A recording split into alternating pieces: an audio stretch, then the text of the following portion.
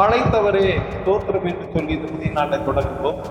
Amos 4ஆம் அதிகாரம் 12வது வசனம் சொல்லுகிறது, ஆகையால் இஸ்ரவேலே இந்த பிரகாரமாக உனக்கு செய்வேன். இஸ்ரவேலே நான் இப்படி உனக்கு செய்ய போகிறோம் அப்படின்னா உன் தேவனை சந்திக்கும்படி ஆயத்தப்படு. தேவன் ஒவ்வொருவரையும் அழைக்கிறார். அவர் ஆயத்தமாக இருக்கிறார், பார்த்து கொண்டிருக்கிறார். தேவநாயகத்தை தம்முடைய ஜனத்துக்கு அழைப்பு கொடுக்கிறார். தங்கள் பிள்ளைகளுக்கு மனம் திரும்பவே இதுவே அவர்களுக்கு ஏற்ற காலமாக இருக்கிறது.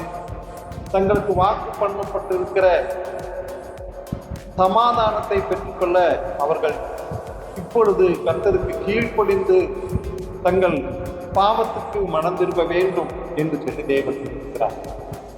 கர்த்தர் தம்முடைய கிருபையையும் இரக்கத்தையும் இஸ்ரவேல் புத்திரருக்கு காண்பிக்கிறார். தங்கள் பாவத்துக்கு மனம் திரும்ப கர்த்தர் அவர்களுக்கு நல்ல வாய்ப்பையும் நல்ல சூழ்நிலைகளையும் கொடுத்திருக்கிறார்.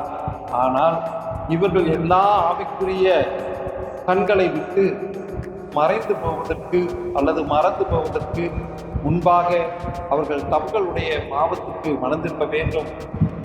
மனம் திரும்ப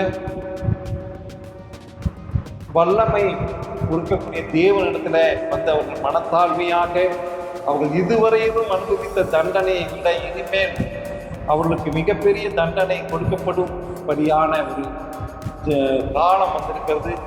ஜனங்கள் தங்களுக்கு நியமிக்கப்பட்டிருக்கிற அழிவிலிருந்து தப்பிக்க வேண்டும் என்று சொன்னால் அவர்கள் மனம் திரும்ப வேண்டும். ஆகவே ஒருவேளை இந்த பிரகாரமாக உனக்கு செய்வேன் சொன்னது தண்டனை.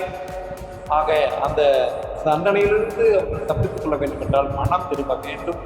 நாமும் மனம் திரும்பவும் கர்த்தர் நம்மை ஆசீர்வதிப்பாராக. ஆமாம்.